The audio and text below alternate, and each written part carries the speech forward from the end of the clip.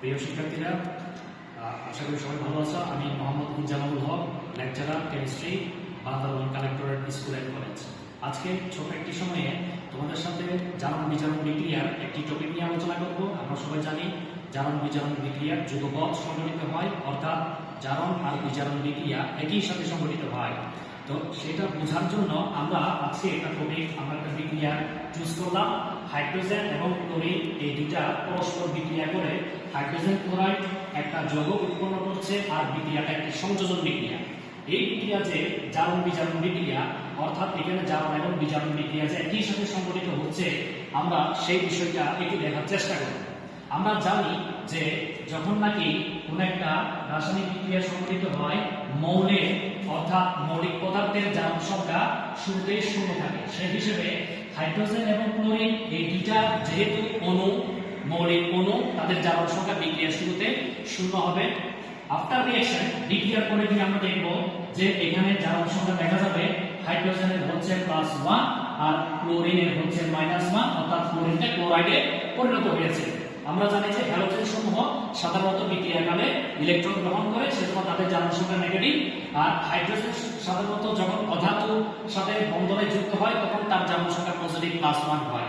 সেই কারণে আমরা এখানে হাইড্রোজেনকে +1 লিখলাম, আর ক্লোরিন থেকে যে ক্লোরাইড সেটা -1 লিখলাম।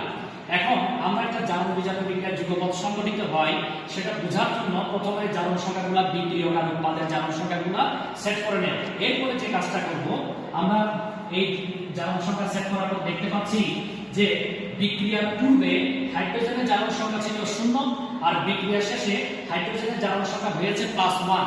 তার মানে বলতে পারি যে এখানে হাইড্রোজেনের জারণ সংখ্যাটা এখানে বৃদ্ধি পেয়েছে, অর্থাৎ জারণ সংখ্যা যাদের বৃদ্ধি পায় তাদেরকে আমরা বলি সাধারণত বিজারক।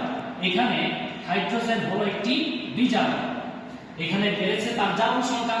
আর জারণ সংখ্যা যে জায়গাটাতে বাড়ে আমরা বলি সেই জায়গাটাতে হয় সাধারণত জারণ বিক্রিয়া। তার মানে আমরা বলতে পারি যে আমাদের যে বিজারক যে আমরা নিয়েছি, যে বিজারকটা, সেই বিজারক হাইড্রোজেন এখানে করছে জারণ বিক্রিয়া। এরপরে যেটা আসে সেটা হচ্ছে, আমরা যদি দেখি একটু যে এখানে জারণ বিক্রিয়া হলো হাইড্রোজেন। এরপরে আমরা যেটা দেখব সেটা হলো ক্লোরিন। বিক্রিয়ার পূর্বে তার জারণ সংখ্যা ছিল 0, বিক্রিয়া শেষে হয়েছে -1। আমরা যদি লক্ষ্য করি যে এখানে জারণ সংখ্যাটা বৃদ্ধি, জারণ সংখ্যাটা হ্রাস পাচ্ছে। ক্লোরিনের জারণ সংখ্যা বিক্রিয়ার পূর্বে ছিল 0, বিক্রিয়া শেষে হলো -1। তার মানে এখানে ক্লোরিনের জারণ সংখ্যাটা হ্রাস পেয়েছে।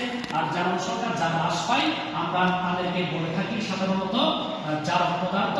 আর জারক পদার্থ আমরা জানি সকল হ্যালোজেন জারক পদার্থ, আর জারক পদার্থ যে বিক্রিয়া করে সেই বিক্রিয়াকে আমরা বলি বিজারণ বিক্রিয়া। তার মানে এখানে জারক ক্লোরিন করছে বিজারণ বিক্রিয়া।